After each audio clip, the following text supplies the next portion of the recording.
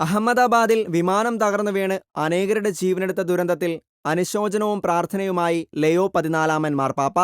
ദുരന്തത്തിൽ താൻ വളരെയധികം ദുഃഖിതനാണെന്നും അപകടത്തിൽ ജീവൻ നഷ്ടപ്പെട്ടവരുടെ കുടുംബങ്ങൾക്കും സുഹൃത്തുക്കൾക്കും ഹൃദയപൂർവ്വം അനുശോചനം അറിയിക്കുന്നതായും ലയോ 14 മാർപ്പാപ്പ അനുശോചന സന്ദേശത്തിൽ കുറിച്ചു.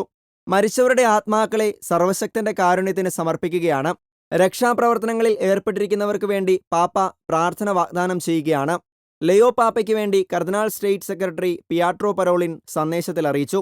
നമുക്കറിയാം, ഗുജറാത്തിലെ അഹമ്മദാബാദിൽ ഇന്നലെ ഉച്ചയ്ക്കാണ് ദുരന്തമുണ്ടായത്. സർദാർ വല്ലഭായ് പട്ടേൽ രാജ്യാന്തര വിമാനത്താവളത്തിൽ നിന്ന് ജീവനക്കാർ ഉൾപ്പെടെ 242 യാത്രക്കാരുമായി ലണ്ടനിലേക്ക് പോവുകയായിരുന്ന വിമാനമാണ് അപകടത്തിൽപ്പെട്ടത്.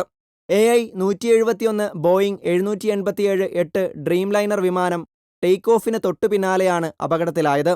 സമീപത്തെ ജനവാസ മേഖലയിൽ വിമാനം തകർന്നു വീണ് അഗ്നിഗോളമായി തീരുകയായിരുന്നു. വിമാനത്തിലുണ്ടായിരുന്ന ഒരാളൊഴികെ 241 പേര് മരിച്ചു. വിമാനം ക്രാഷ് ലാൻഡ് ചെയ്ത ഇടങ്ങളിലുണ്ടായിരുന്നവരും അപകടത്തിനിരയായി.